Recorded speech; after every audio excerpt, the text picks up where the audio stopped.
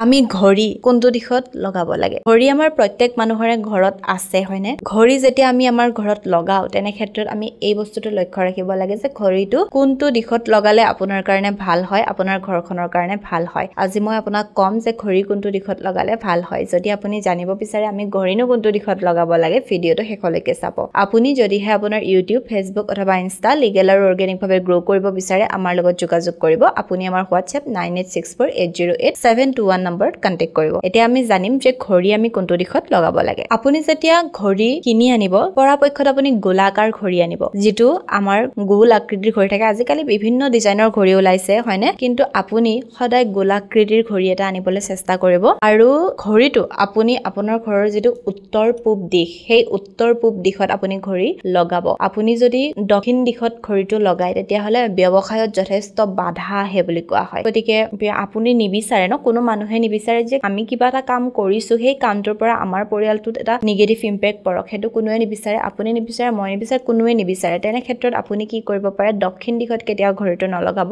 আপোনাৰ ঘৰৰ যেটো উত্তৰ পূব দিশ সেই দিশত আপুনি ঘড়ি লগাব পাৰে আৰু আপুনি কি কৰিব ঘড়ি কিনোতে এটা বস্তু লক্ষ্য ৰাখিব নীলা অথবা কলা এই দুটা ৰঙৰ ঘড়ি আপুনি কেতিয়াও নিকিনিব তাৰ বাহিৰে আপুনি বেলেগ ৰঙৰ কিনিব পাৰে নীলা আৰু কলা ৰঙৰ ঘড়ি আপুনি নিকিনিব আৰু গোলাকাৰ ঘড়ি আপুনি পৰাপক্ষত কিনিবলৈ চেষ্টা কৰিব আৰু এটা কথা মনত ৰাখিব ঘড়িটো যেতিয়া বন্ধ হৈ গৈছে কেতিয়াবা ঘড়ি বেয়া হৈ যায় বন্ধ হৈ যায় ন যেতিয়া ঘড়িটো বেয়া হৈ গৈছে বন্ধ হৈ গৈছে সেই সময়খিনিতে আপুনি ঘড়িটো চেঞ্জ কৰি দিব ঘড়িটো আপুনি সলাই দিব তাকে নকৰি সেই বেয়া ঘড়িটো আপুনি ঘৰখন দেখিবলৈ ধুনীয়া হৈ আছে সেইবাবে আপুনি সেই বেয়া ঘড়িটো আপোনাৰ ৱালত আৰি থৈ নিদিব বহু মানুহৰ তাত মই দেখা পাও সেই কামটো কৰা বেয়া ঘড়িটো আপুনি আৰি থৈ নিদিব কাৰণ এই ঘড়িটোৰ যিখিনি সময় ৰৈ গল যিখিনি সময়ত ঘড়িটোৰ কটাডাল ৰৈ গল সেই সময়খিনিৰ পৰা আপোনাৰ ভাল সময়খিনি স্তব্ধ হৈ যোৱা বুলি কোৱা হয় আৰু আপোনাৰ ঘৰত বহুত বেছি নিগেটিভিটি আহে গতিকে আপুনি ঘড়ি এটা যেতিয়া বেয়া হ'ব হোৱাৰ লগে লগে সলাই দিব